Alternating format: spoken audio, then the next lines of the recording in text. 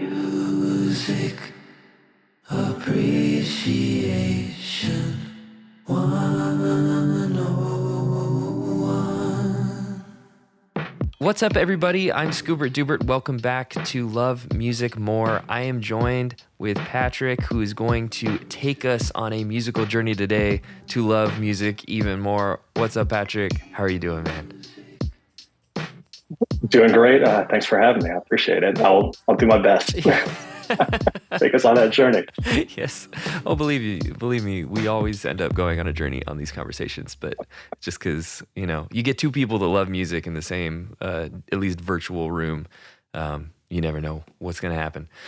So I just wanted to start by just talking about kind of your background, a little bit about what you're working on now, and then after that we'll dig into how you kind of ended up getting there. So what are you working on now? What are some of the things that define your career, at this moment?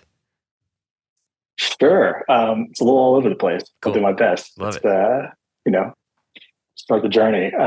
I've worked for a long time as a composer. Done a lot of scoring for TV, film, a ton of commercials, stuff like that. Been in bands and stuff like that too.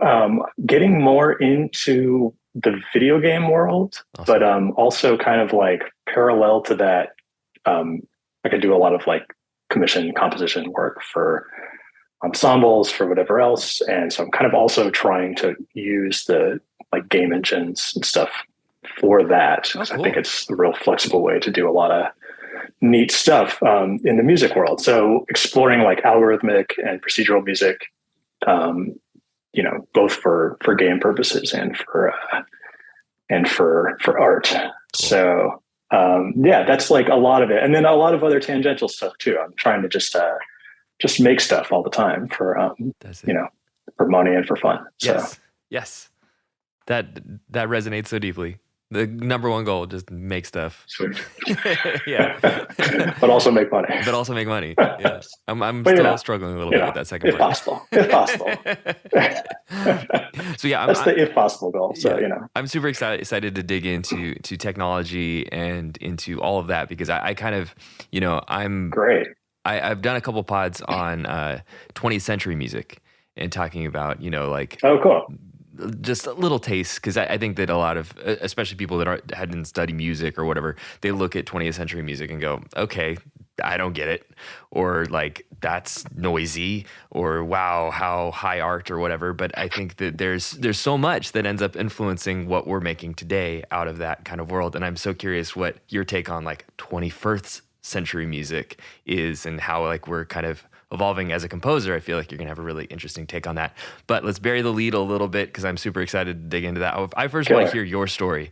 How did you kind of grow into this? You're saying you play in different bands. What was the first instrument that you picked up? What was your first like, okay, I love music moment? Like how'd you get in? What was your gateway drug? Sure. I don't know. My parents were musicians, so Cool. It was kind of just I never really got just kind of just around. I started taking piano lessons when I was a kid, Awesome. and kept doing that. And that was the beginning. Yeah. I've been taking piano lessons for a super long time. And I don't know. I mean, then getting more into I had computers and stuff when I was a kid and trying to figure out how to make music on computers. And, I was like in, a crappy high school band. Cool. And like writing songs for that and stuff. And went to school for music and then went to more school for music. And, I don't know if you want to. No, that's perfect. That's a broad answer. When did you like, from the jump, when you were doing those piano lessons, did you feel like a connection and love for music? Like, this is what I want to do? Or was there a certain kind of light bulb moment that was like, no, I got to go for school. I got to go to school for this. I got to really, really pursue this deeply. That's a tough question. It was always something that I really liked to do. And I think it was super just like a regular thing for me since my parents were doing it for a career. Yeah.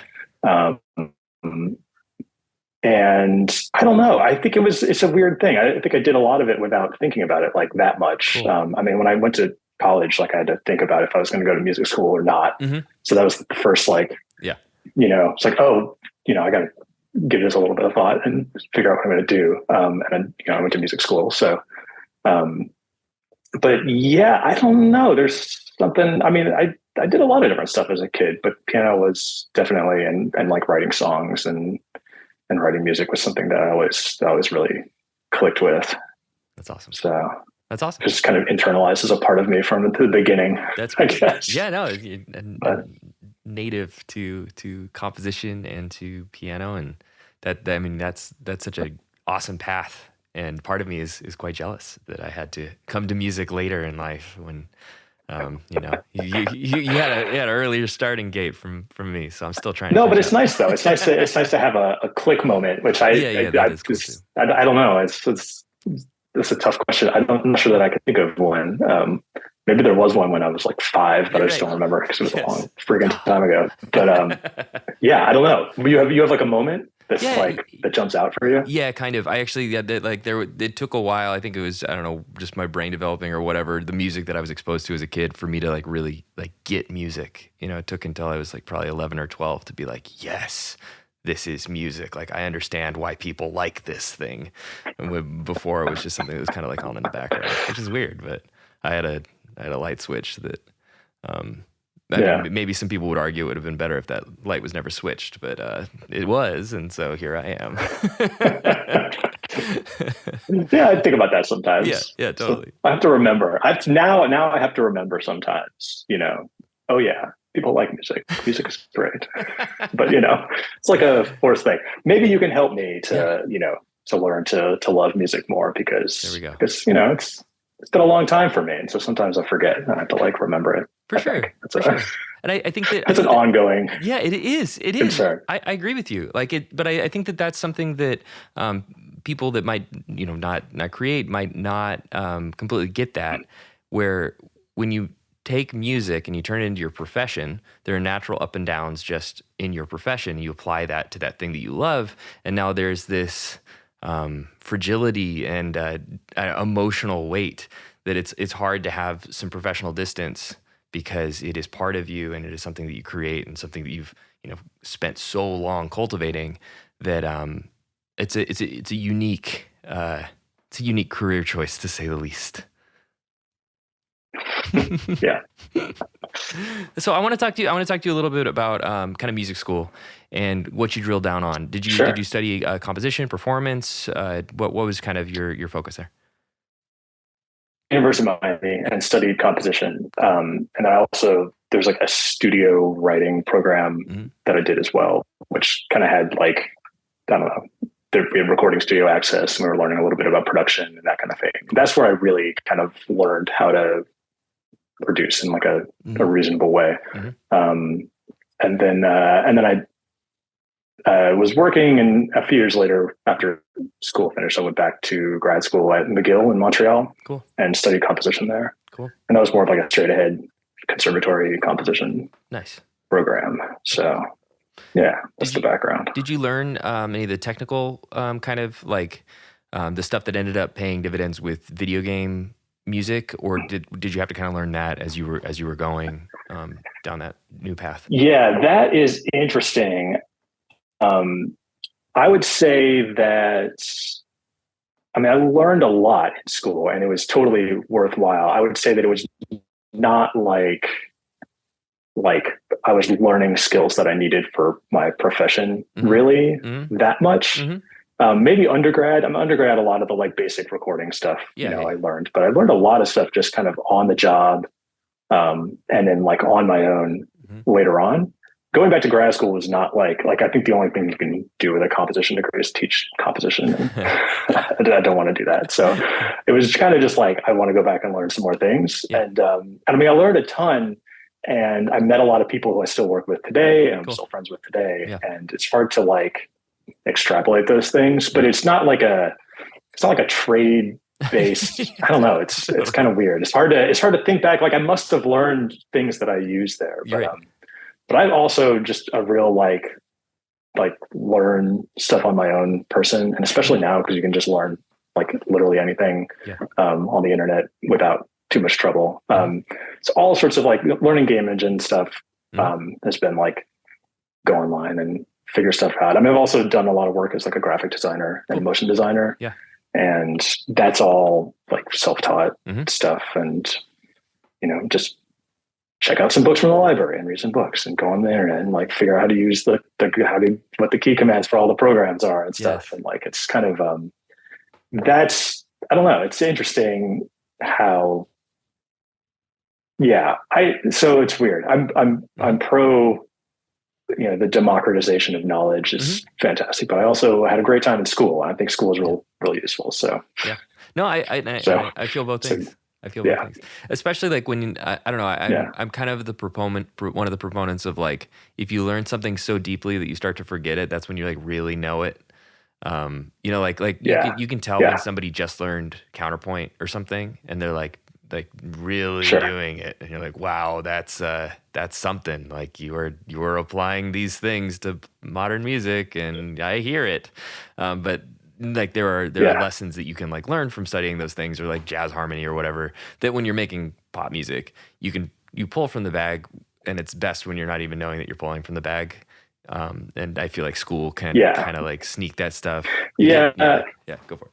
Exactly. And you get the foundation, and then from there, like I'm not, trying to write in the style of, some 20th century composer or Mozart or Beethoven or something when I'm writing, but you can kind of build off of things that you already know. Yeah. And school is good for, you have to just forcing you to learn a bunch of stuff that otherwise you'd be like, I don't want to bother to learn on my own. So. Exactly. I remember AP music theory and having to go through those 4-part vocal writing exercises and be like, why can't this go up? And you're like, it's not allowed to go up. It has to go down because the other thing went up. Parallel fifths and eighths and the joys. Yeah. But now you can just do it. Now you can just do it, and there's no teachers, and it's like chill. And it's like it's just for my own artistic purposes. Right. Just my aesthetic is parallel fifth. It's like, take that, Ms. Madison. So it's like, it's nice. Yeah, but you understand, so it's like exactly. No, it ends up being valuable, because then you can like be like, okay, why is this boring? It's like, I know what I'm doing. I get I'm breaking this rule intentionally or unintentionally, and it's having certain consequences. So that's super fun. Yeah. Let's dive into how'd you end up with working on I guess composition just in general. Like, how did you, before we get to games too deeply, how did you go from like studying it to working in it, composing for stuff? What were some of your first gigs? What were some of kind of like the paths into the real world? I mean, at the end of college, I did a score with somebody else, maybe one or two other people, for like one of the film students was doing like a feature film, cool, as their senior project or something. And so we did the score for that.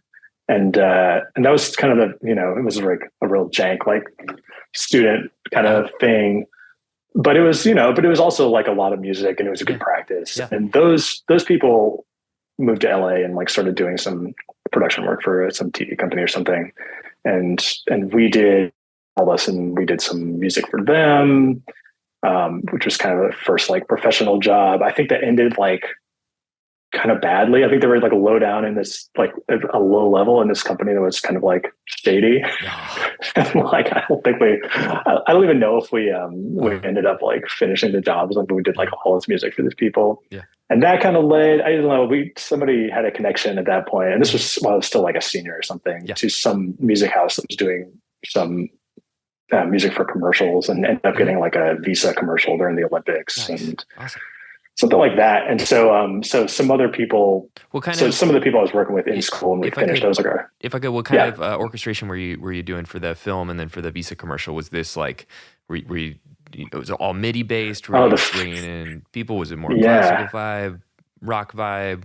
No, we recorded some stuff. Cool. I think the film was kind of like a little bit of like a caper movie sort of. And so we had like some jazz kids come in and do kind of like a a jazzy caper movie score. I have no jazz. recollection of whether that was, crime jazz. I have no recollection of whether that would have been any good or not. I suspect it would have been, maybe not. The visa stuff was all over the place. I can't remember. I think it would have been mostly sample based with like some real guitars and stuff like that. Yeah, for sure.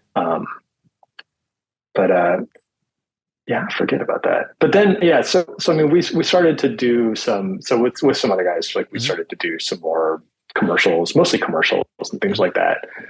After, so I stayed in Miami and we're doing a bunch of different stuff, mostly commercials at the beginning, but then also some of the like film jobs and TV things and stuff like that.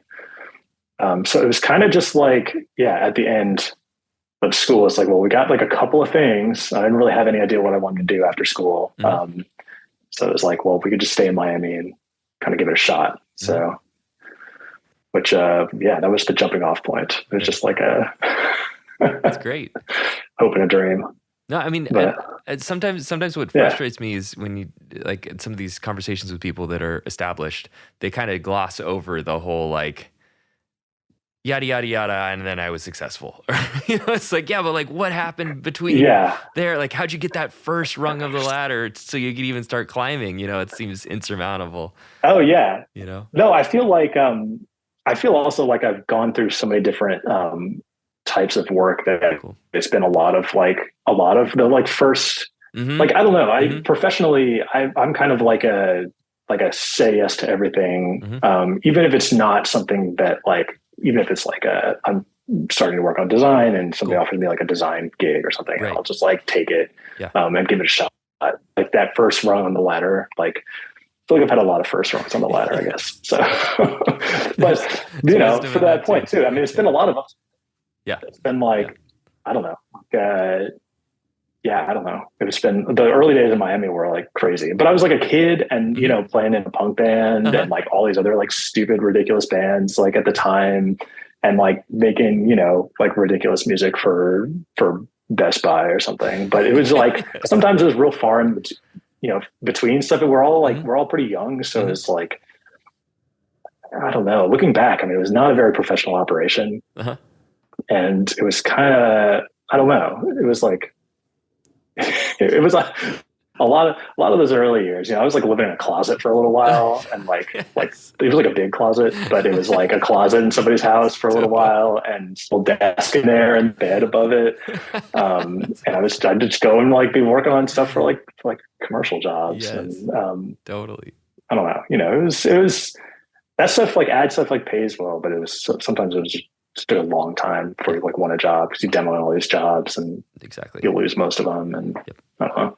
Yeah, no, I mean, I swear, like it was a little bit of a struggle. First. It is a struggle. I've done that too. I lived in a back house that kind of looked like a storage area in Venice Beach. It was great because I could walk to the beach, but my ceiling above my bed was like about that much, and the bed was on the floor. And whenever the host, the actual person that owned the house would like have a party, people would be trying to break into my place because they thought it was like a little pool room or whatever. And I'm like, no, I live here. Don't come here. It's the life. Yeah, it was in a nice neighborhood. The closet space. I could walk to like the bay in Miami, and it was like there's like a little canal nearby. Yeah, I mean, it was cool. It was a good time. It was like when you're 20 or whatever, it's like who cares? Who cares? Like, I live in a closet. Like that. I'm not gonna do that now, but yeah, I don't know me either. Especially being walked to cool stuff. That's classic. That's super classic. I would love to. So I would love to kind of. Okay, so now that next jump, let's go into kind of composing for games, because that's such an interesting challenge. Yeah. And I would love to hear kind of your mindset into like maybe how you started and kind of where you're at, like that evolution of participation in the medium. Yeah. Yeah. Sure. And to be clear, like this is like a new thing for me. I'm not like working on games really right now. I'm like I worked on an indie game that kind of like is fizzle out a little bit, and like the publisher stuff never really went through. But that's really like the game thing I've done, and Cool. kind of most of what I'm doing, I'm working on some like procedural music tools for Unreal Engine right now. Awesome. And I want to kind of use that as a jumping off point and then make my own game, which Awesome. would be like kind of like a interactive music, procedural music playground sort of thing, Right. audiovisual thing. Yes. And yeah, I don't know. Like I've been making a lot of little like prototypes and stuff, Cool. but then I'm also using it for a couple of like art commissions. Okay. So that's kind of like where I'm at with it. But what I'm coming at it from Yes. is it's kind of like, I just think the game engines are all of a sudden have become like one of the best tools for making interactive art and music. Yes. And that's I think that's a new thing. That's like like the newest version of Unreal Engine has basically like a Max MSP or Reactor type like node based thing built in. I don't know if you're familiar with like Max or something, but where you have like, you can just drop in like an oscillator and you can connect it to an envelope, and then you draw the little wires and you connect that to a filter, and then you hit the trigger and it plays the note and you hear it. And like you can build an entire kind of like a modular synth or something in there, and then you can tell it to play this little melody. And the cool thing is that then like you can have it be like play this little melody like when the player like presses the A button or something. Cool. Or if you're in an installation or something like this, you got a big button and somebody presses it and a bunch of stuff happens. And it's connected to this render engine that's in real time too. So you have all the visual stuff. And it's just all of a sudden it's like they've kind of put all these things together, and it's just a lot more robust of a tool than a lot of other like purpose built tools that people have been using before. Plus I like games a lot. So I play a lot of video games. So it's like, so that's like, okay, so this is like the art side of it. And then the other thing for me personally is that just like as kind of, I mean, I don't know, I'm a little bit jaded about like music as a commodity. And I think that there's some interesting artistic potentials, but then also like just viability as a commodity potential in like releasing some artwork or some music work as like a game. Yes. And what I want to do kind of is like make these compositions that are like interactive compositions that the player is like a performer, and they're performing it with an Xbox controller. But they don't know because there's like a score and like a narrative, and there's like game elements, right? Right. It's genius. I really like that. That's like, so I'm coming at it from that way. And it's interesting because I've been meeting a lot of people in the industry, and most people are coming at it from like the game side of things. They've been working in games for a long time, or, they're a game composer trying to do some of this stuff, but there's fewer people coming at it from the art world. And I feel like, that's going to change because it's, it's super interesting and super cool and super easy to get into. So. Yeah, with Unreal, it's so much more accessible now. I've done some stuff. Totally. I'd love to connect you. I don't know if you know Max Horwich, but he did. You're gonna like him. I'll connect you with him. Sweet. He's Killer. right. He's super simpatico with all this stuff. He's building a game as well, and I feel like you guys would get on. But he worked on some music video stuff with me, and we did a bunch of green screen stuff and used the game engine to drop me in a 360 environment. So you can like put on a headset or just use your phone and look around, and it's basically I'm in a video game level that we downloaded and modded out, and then dropped a bunch of me performing different things in that environment. That's kind of like our our first foray into that whole world. But the goal would be to take that and make it interactive. But it's incredible how much more accessible it is. Where it's like we're also going for like low poly, like N64 kind of style stuff. And so you can just drop these little objects around, and you can put lighting in, and all the shadows like interact in, by the renderer. And we're not spending more than like $20. It's incredibly accessible. And so I'd love to hear that you're coming at it from the actual like immersive, like interactive sense. And making the music the main thing. That's super, super exciting.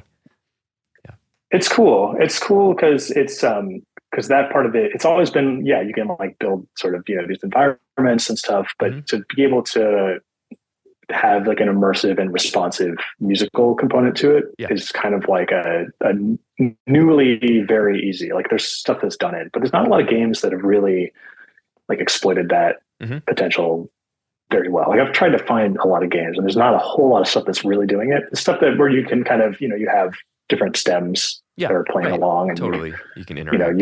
you jump down into this place and one of them, there's a bunch of drums come up, or whatever, but it's not like the melodies are being generated in real time or things like that. That's like, there's a lot of potential with that. So totally. And I love the idea too with using oscillators and filters and stuff because, I've talked about this a little bit on the podcast, but maybe just to like help with listeners, synthesizers have got, a bunch of different things going on, but fundamentally it's very simple stuff that gets stacked up to become more complex. And so something like the attack, how quickly that thing is happening, or if it's swelling and you could say like map that onto a user action in a video game. So like say they turn a knob and that's changing the attack, like in a door or something like that. They're turning a doorknob, that's changing the attack on the synthesizer that's playing the oscillator, kind of like a arpeggiated thing in the background. And so like those little things that you could change the timbre of the music while keeping the music static, or you can, bring something in like you're talking with the stems, or even generating your own melodies, that's like the next level thing that I'm really excited that you're discussing. Yeah, it's cool. It's so you have, exactly. That's a good summary of it. And you have access to all these different components where you can synthesize like that's a big thing too. Cool. Where you can actually synthesize music in the game engine, right? Like that wasn't really something that you could do very practically before. But now you have like a sine oscillator that's just going like brrr, or whatever, and you can say like, all right, I want to like play these, or I want to start playing these arpeggios on a C major, just the chord tones and just up and keep repeating on the sine oscillator, and then map it to whatever controls you want, have it. And so the fact that it's synthesizing in the engine too, and you're not like I'm not like making audio files in Logic or Ableton or something and dropping it in. I'm just like actually kind of saying like, these are the notes. And so then from there you can have it be like, all right, I want to create this emotion. And so I'm going to choose like this set of notes that's going to kind of like sound spooky, and we're going to play those notes now. But then when you walk into this space, I'm going to pick these other notes that are like magical, and then I'll make some particle effects come up and it'll be like magical in the space and stuff. And all this stuff kind of works in tandem, and it's all generated in real time. And it's cool. I think that's really cool for games, but I think there's also a lot of like interactive art potential with it, which so one way or another I'll try to do both, but both is good. But I feel like if I just do a video of this, then it's like it goes on YouTube and I make like $20, but if I put it on the Steam store, then then we're talking. So now we're talking. Or if you have an installation where it's like more interesting too. Yeah. Well, like the Team Labs, they do all the visual / audio installation stuff. I think they're Japan based. I don't really know. But Japan, they're it's really cool stuff, and people pay good money, $30 a ticket or whatever to go experience it because it's something that they can't experience anywhere else. And I think that they take the Instagram videos and the all that kind of cool stuff too, but the installation idea is really compelling to me. I saw something. It was at the Broad in LA. I think it was there, and it was like basically they had an old antique house and they had a different performer in each of the rooms in like weird ways, and you walk around and you could experience what's that guy's name? What's that guy's name? I know. It was super cool. He's like from Scandinavia somewhere. Yeah. What's his name? We'll think of it. I forget, but but fantastic installation. And a really good example of like, I felt like it also helped people see what music was, because sometimes people just hear music as this like big wall of sound. Going to a concert can help because you can like be like, oh, the guitarist is soloing now. That's what a guitar sounds like. The organist is doing this, and that's what an organ sounds like. And so you can kind of break it down visually. But when you have like different components that you can interact with, the different kind of views that you can zoom in or zoom out on, I think that helps people understand music more. Like they can get it It's more digestible. So then when they see the whole thing in tandem, they can like maybe isolate the little bits of music that, you know, trained musicians can totally do, but not everybody has the ability to be like, that's the cello or whatever, you know. It opens up new avenues for discovery and play within music. Yeah. So that kind of thing is super accessible. Yeah. Where, you know, you can have the different instruments, the cello, you know, 3D space. Yeah. You have a piano in a 3D space, and you can just walk virtually to these places and have them exchange. Yes. All the spatialization stuff is really good, you know, so you can do that kind of thing. Mm-hmm. Yeah. I mean, it's, and then there's also something about just being able to interact with something, like even if it's just with a controller to, you know, like, I don't know, you know, you produce music and you kind of understand, like, you set up like a cool effect and you got like two little sliders. Yeah. And you can just get into this situation where you're just jamming out with some sliders, totally. right? And it's like fun. Yes. And that's not, you don't have to be you don't have to like take guitar lessons to be able to just like have some fun with the effects. But then if you just you set that up for somebody on a controller and you're just moving the little sticks and it's making crazy noises and stuff, like it's actually like pretty fun. And, you know, I think there's, I don't know, I think that's like a engaging thing for people who aren't like working at a DAW all the time or whatever. So probably more engaging than working in a hopefully. Sometimes I feel like Pro Tools wants to kill me. There's a fun thing too. I think like the spirit that you're bringing to it is really good, because I think some people put music so much on a pedestal, especially those that have like gone to conservatory or whatever, and think like you have to put in all the blood and sweat and tears. You have to play piano or you have to play violin or whatever, some like instrument that punishes you for years before you even sound tolerable. But then there's the other thing of like, you're just two knobs, like play with the knobs. You're making music still. You really are. And it's like that. I like that approach because it welcomes people in. And then if later they want to learn violin, that's cool. But it's like, you don't have to.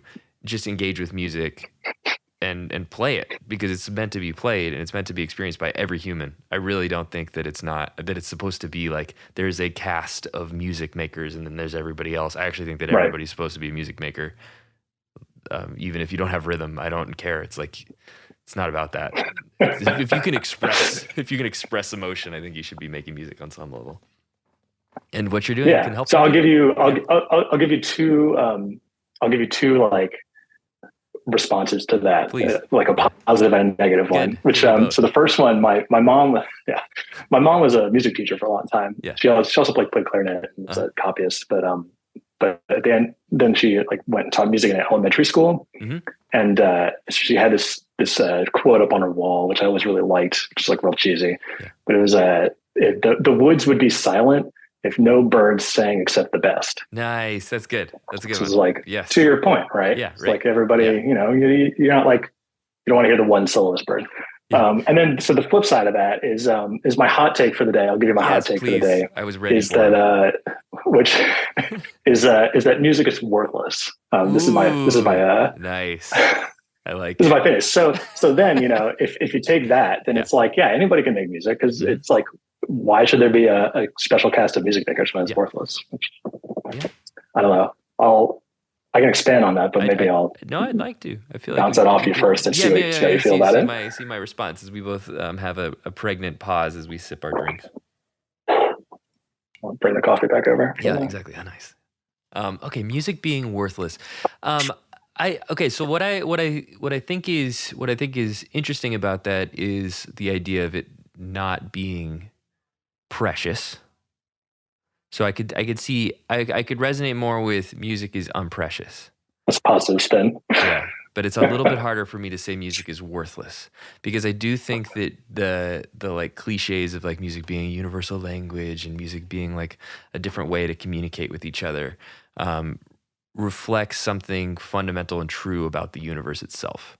I'm not sure if string theory or any of that is actually real, but I at least resonate with. I'm a musician. I can't challenge you on that. Yeah. I don't know. But like, I like the idea, of there are so many waves in the universe itself, and music itself is a wave that we're able to perceive.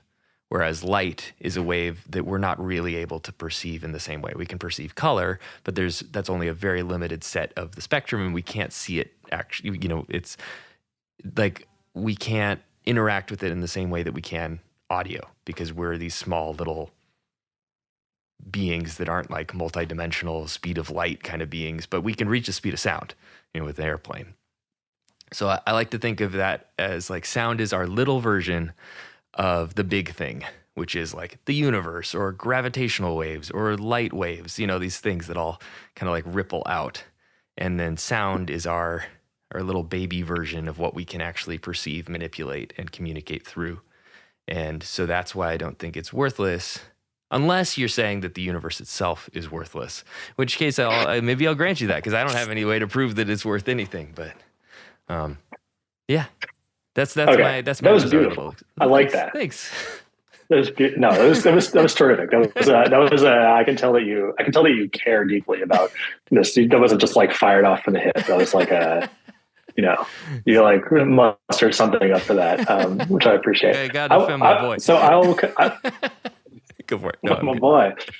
I will concede that music as an art form is clearly not worthless, and that's like so, and people kind of go there. It's like, okay, yeah, but music as a commodity, I think this is like my little hobby horse, and this is where I think years of just getting screwed over by music industry people and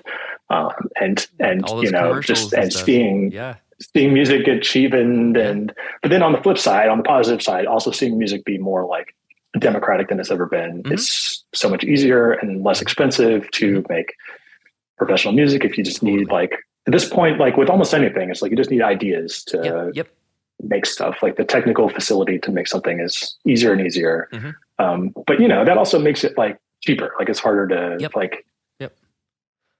if you don't have to spend $1,000 a day to rent out a studio to record music, then it's like it's worth less. I mean, it's worth nothing. I like it. So I don't know. It's I hate to like keep, I feel crass like bringing money back into things at different parts of the time, but it's just something I think about a lot because it is. And also I don't know. I try to like when I'm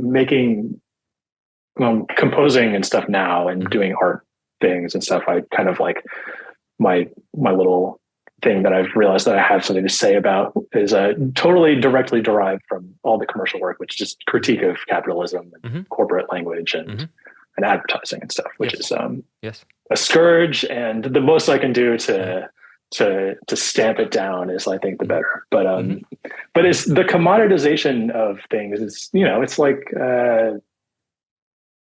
I don't know. It's hard to grapple with, and that's I think why I've also tried to explore doing other things that incorporate music but are not exclusively just like I'm not like making a lot of just stuff that goes on to SoundCloud or something. Yes, totally.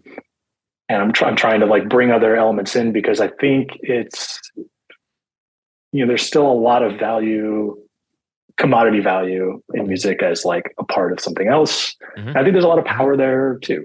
So artistic value as well. So I'm trying to like tick all the boxes. But I get it. No, I get it. Anyways, it's maybe that's some. Go for it. What are you saying? I don't know. I was just going to say.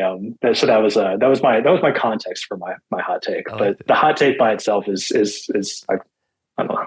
Yeah, exactly. That's clear. I feel like I've hit on it's a good hot take. Exactly. That'll be the Instagram caption and be like, music is worthless. Music is worthless. Click on to learn more. He's like, a little context. Yeah, I like it. That's all right. I like it.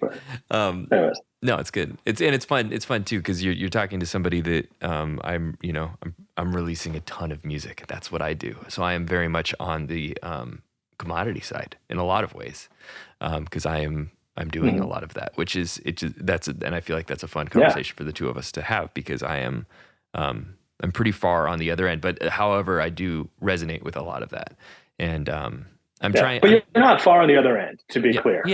Like we're both making music. Yeah. And finding a home for it, making stuff we care about. You know, it's not like Yeah. it's not like maybe the mediums are a little different, but it's like But I'm just saying, I think it's jumping in. no, it's good. It's just I feel like we're fun, even though we're maybe not on the far ends. We're fun foils because of the two ways that we're manifesting the same kind of goal. But I'm doing it. Yeah. I'm doing it through that way because I want freedom from my corporate job. That is actually, I'm actually doing good in the world, I think, somewhat with my corporate job. But yeah, I'm putting out a lot of music in order to free myself from that, so I can make more music. But yeah, it's Sweet. but it's an interesting. I have that internal struggle too of like, am I cheapening my own work, or am I, not being honest to the kind of music that I want to make in pursuit of more, or in pursuit of pop success or money or whatever. And I think I actually keep those demons at bay by making more. Like the pace ends up making More me, music. making me drown out the voices of self-doubt. It's like as long as I'm still going, like, I'm a runner, and I feel like it's really hard to have an internal voice if you can like barely breathe because you're running so fast. And I've kind of applied that same thing to music. Oh, that's a good tip. I'm trying to get into running. I've never been able to do it. It's good. I hate running. Well, But the funny thing is, I hate running too Run faster. for the first month. For the first month, it sucks. It's the worst thing ever, and it always happens. I always think like, oh, I'll never have that month again. Something comes up, you like get in a funk, you get sick, whatever, and then you have to do that month again. I'm just finishing that month like now, and oh my God, it's getting fun again. But it's like that ramp up. It doesn't matter, how many marathons I've run. The first one was the hardest, but that ramp up still sucks. And the whole time I'm like, why do I like this? Why did I sign up for this? Wait, how many marathons have you run? 3. I've done 3. I'm going on 4. Oh, sick. Yeah, it's pretty. Congrats. Thank you. It's fun. It's like a very good mental challenge for me because every single time I doubt myself.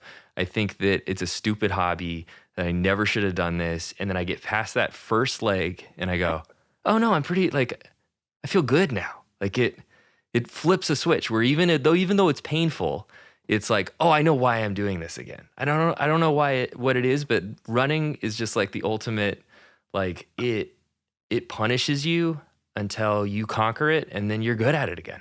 Even though I'm not a very good runner, I'm pretty slow.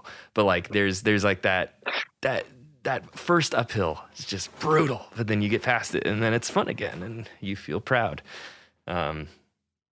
And there's something to it with like guitar, it felt the same way. Like I sucked at guitar for a long time, and then I was okay at it. And then from there, it was pretty smooth sailing. But it was like once I got over that first hump, where you have the bloody fingers or the no calluses and no finger strength and hurt wrist or whatever, then you're fine. Yeah. Yeah. And so, I mean, it's a similar feeling with if you go away from music for a little while, and you sit down and try to write something. Yes. It can be like a grind for some period of time, and then you go grind through it, and then it's like, oh, actually, this is like all of a sudden it's like, oh, I've just been working for like the past 2 hours, and it's been fun because the thing is cool and it's whatever. So and it's still hard. So but it's different. It changes. Yeah, exactly.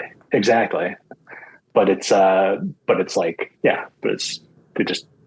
switch flips, like you said, kind of. It's like a mysterious thing. Yeah. So what like. So are you, back to your commodity thing? Yeah. Are you making are you making stuff just for like, this is artistically like the art that I want to create?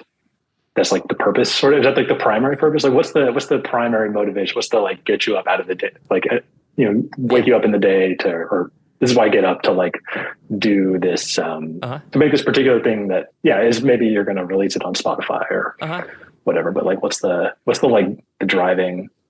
It's usually the idea itself, like the idea, and that changes every single time, but that's what wakes me up early. And I work in my bedroom because we have a 1 bedroom, and my wife works in the other bedroom, so she'll still be asleep over here and I'll be working on music over here, and she'll be like, why'd you wake up? And I'm like, I just inspired by this idea that I gotta like progress and I gotta get that done.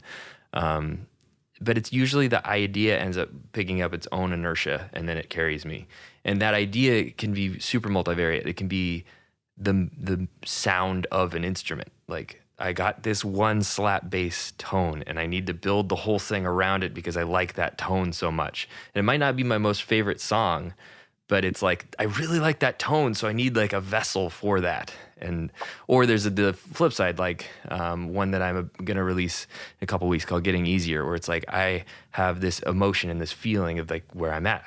I got married somewhat recently, and now I'm thinking like, okay, like people are asking about kids and whatever. So I had to write a song about the things that I'm feeling right now, about the pressure and the anxiety about like bringing another human into the world.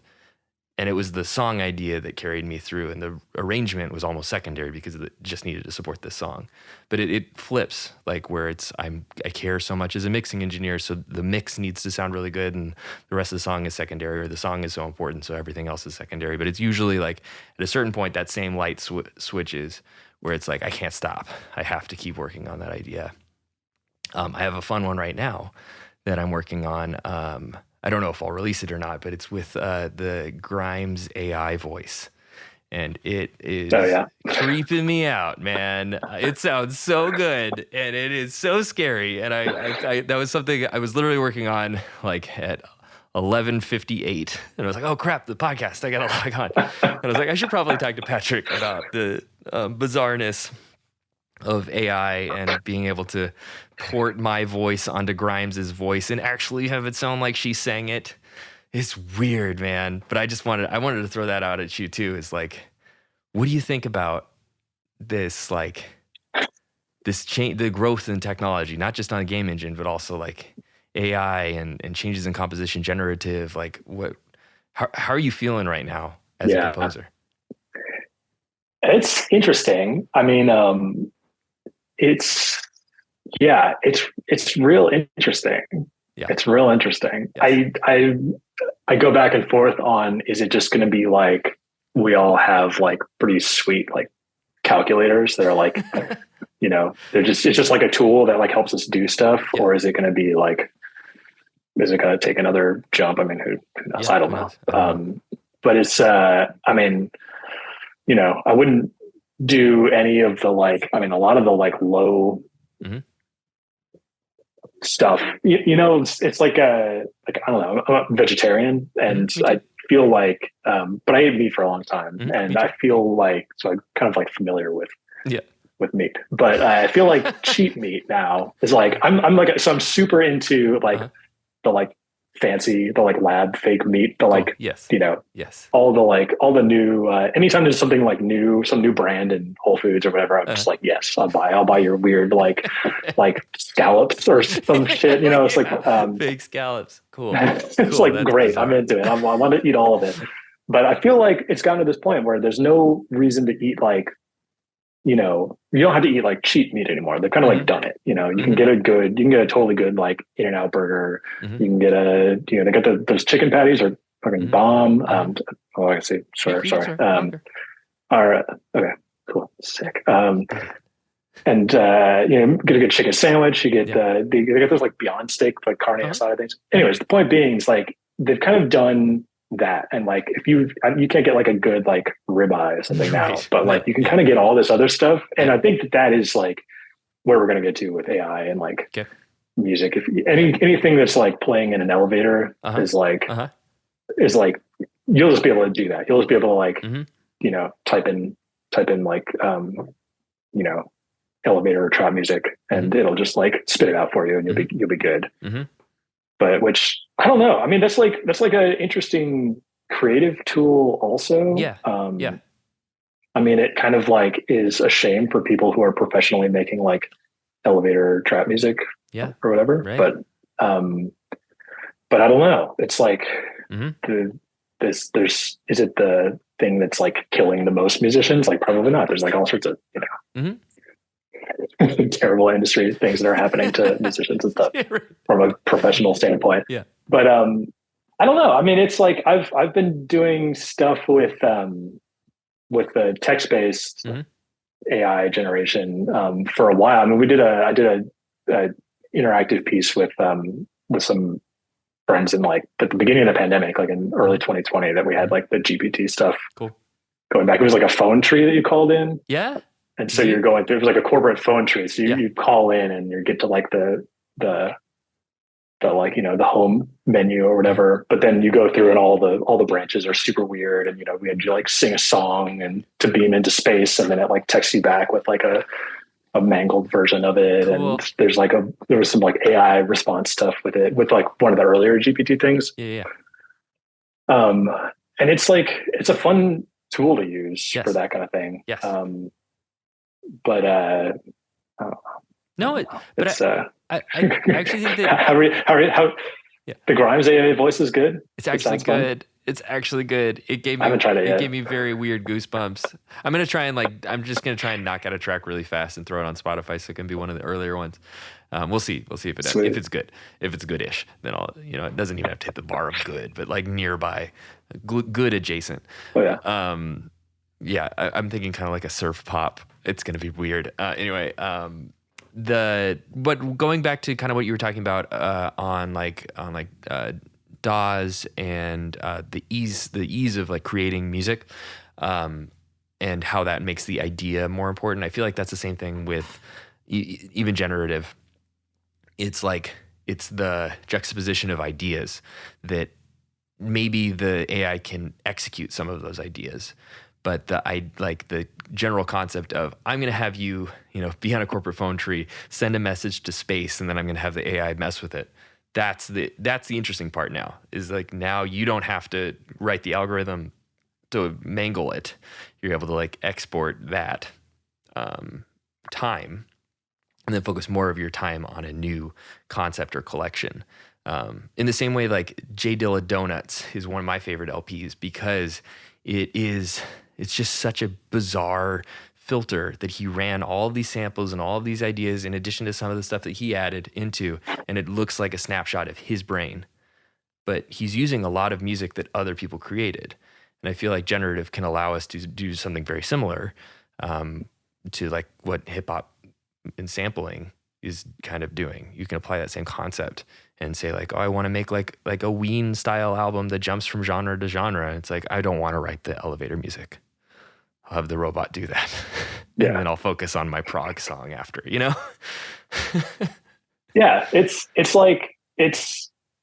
I don't know. People are going to use it for annoying stuff, and people are going to use it for interesting stuff. Yeah.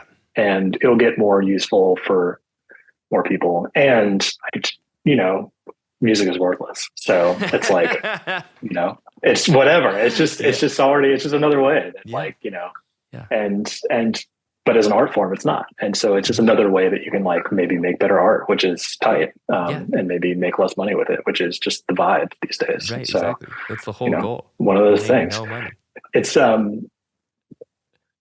got like somebody sent me this like it's like drum plugin that's like an AI thing where I guess they just like trained some like some GAN on like their library of like drum samples or whatever. So you just like click, it's like a audio unit or VST or whatever, and you just drop it in your thing, and it looks like a drum pads. But then you just click like generate, and it actually is just like sending it to the cloud, and they're doing like cloud processing on it, and then it just sends you back like an AI generated kick. And it just like. And they sent, they just hit up a bunch of people to like, I don't know, I guess try to get people to like post about it when they first released it. And I didn't, because it sounded like garbage, but it was interesting. Yeah. And it's kind of like that kind of thing where you can just have like, maybe like one little part or something. Yeah. I mean, what I really want to do, I really wanted to do like the annoying work, not like make a whole track. Like, why don't you just like jump in my session and like line up all the transients so it sounds clean and like cut out all the noise. And like, I don't know why it's like, I know.